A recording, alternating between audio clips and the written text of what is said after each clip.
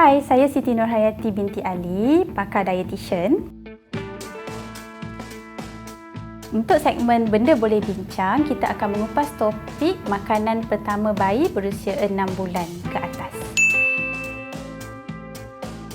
Yang pertama biasa kita dengar adalah puri food. Contohnya puri apple ataupun puri keledek yang dikukus, kemudian dikisar dan disimpan.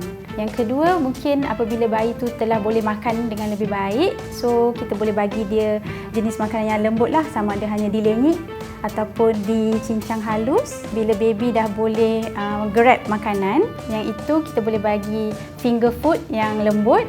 Dan semakin lama, baby akan lebih cepat mahir, dia akan mula pincer grip. Ada beberapa tanda yang ibu dan ayah kena lihat. Yang pertamanya adalah tongue and thrust reflex. Apabila bayi mencapai usia 6 bulan, biasanya tongue and thrust reflex ini berkurangan, menyebabkan bayi itu boleh menarik makanan ke dalam. Tanda yang kedua, bayi boleh duduk dengan sokongan yang minimum. Kepala bayi itu tegak, tidaklah wobbly. Yang ketiga, dia menunjukkan minat terhadap makanan. Bila ibu atau ayah tu dia makan, dia macam pandang aja. Yang tu menunjukkan dia nak makan lah, air liur dia dah keluar ke. Dan yang keempat, berat badan bayi haruslah 2 kali ganda daripada berat dia lahir. So, saya sarankan yang pertama, makanan pertama bayi makan adalah dari segi kategori karbohidrat. Karbohidrat dia kurang protein yang boleh menyebabkan reaksi alergik. Yang kedua, makanan kedua yang boleh diperkenalkan adalah dari jenis sayur-sayuran. Dia dikatakan mempunyai rasa yang pahit. So kalau bayi itu senang diperkenalkan dengan rasa yang pahit ni, dia kurang untuk menjadi masalah picky eater kemudian kelak. Buah ni dia manis, sifatnya manis. So bayi tu dia akan suka makanan yang manis. Bila kita nak kenalkan dengan karbohidrat ataupun sayur-sayuran, dia dah reject dah, dia tak nak yang pahit-pahit ni, dia suka yang manis sahaja. Protein tidak sesuai, protein atau ayam, ikan, daging ni kurang sesuai dijadikan makanan pertama untuk diperkenalkan kerana tinggi risiko untuk mengaktifkan allergy reaction. Kita kena sediakan bekas yang kecil. Jadi, waktu penyediaan tu, kita boleh terus asingkan siap-siap ke dalam bekas yang kecil yang bertutup. Pemilihan bekas pula ada 3 jenis, iaitu silikon, plastik ataupun kaca. Lepas tu, kita dah tutup, kita nak simpan, kena pastikan ada stiker. Dekat stiker tu, kena tulis tarikh makanan itu disediakan dan juga apakah jenis makanan. Bila kita dah nak simpan, kita nak masuk dalam bahagian peti sejuk yang mana, seeloknya adalah bahagian yang atas. Ini pertama untuk mengelakkan makanan lain tumpah kepada bekas makanan bayi itu, dan jangan sesekali simpan dekat bahagian yang pintu peti sejuk. Sebab di situ suhunya tu bila setiap kali kita buka, suhu akan turun naik.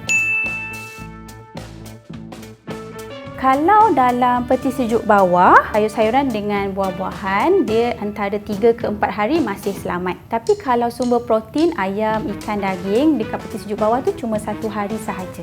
Dan campuran protein dengan makanan lain, contohnya protein dengan bubur nasi, ayam dengan bubur nasi, ataupun ada sayur-sayuran, yang itu 2 hari. Berbeza dengan dalam freezer, lebih lama lagi. Kalau buah-buahan dengan sayur-sayuran, lebih kurang 3 hingga 4 bulan.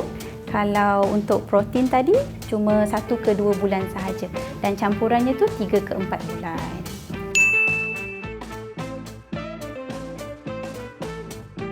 Daripada umur 6 bulan hingga 6 bulan setengah, bayi perlu diperkenalkan dengan makanan puri, iaitu yang dikisar halus dan lebih cair.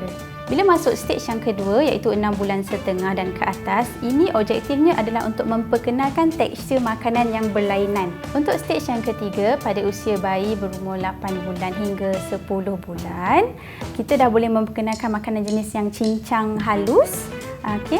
Dan bayi daripada dia finger grips tu, dia dah boleh pincher grips lah, dia dah boleh ambil makanan yang kecil-kecil. Yang ini pun bagus untuk sensory development dia. Stage yang pertama ni bagi 1 sudu untuk 1 hari, pagi sahaja ataupun tengah hari. Stage yang kedua, umur 6 bulan hingga 6 bulan setengah hingga 8 bulan ni, you boleh bagi 2 kali. Pagi dengan petang, dan dalam 2 ke 3 sudu untuk 1 hari. Stage yang ketiga, 3 sudu hingga 5 sudu, dah boleh bagi 3 kali. Stage yang keempat, 3 main meal iaitu breakfast, lunch, dinner dengan 1 snacks. Dan stage yang kelima, selepas anak-anak berusia 1 tahun, dia dah boleh makan macam orang dewasa. Ada 3 main meal dengan 2 snackings iaitu pada minum pagi dan juga minum petang. Bagi ibu bapa yang ingin menghantar anak ke pusat asuhan dan membekalkan makanan sendiri, bagus anda telah membuat keputusan yang bijak. Pastikan makanan diisi dalam bekas plastik dan daripada rumah tu bila kita keluarkan daripada peti sejuk, simpan dalam bekas contohnya macam cooler box yang boleh menahan suhu makanan. Bila sampai ke pusat asuhan, pesan pada cikgu ataupun penjaga untuk simpan di dalam peti sejuk bahagian bawah, yang bahagian peti sejuk tengah lah, jangan bukan di pintunya tu tadi, untuk menjaga suhu. Jadi untuk ibu bapa di luar sana, benda boleh bincang kan?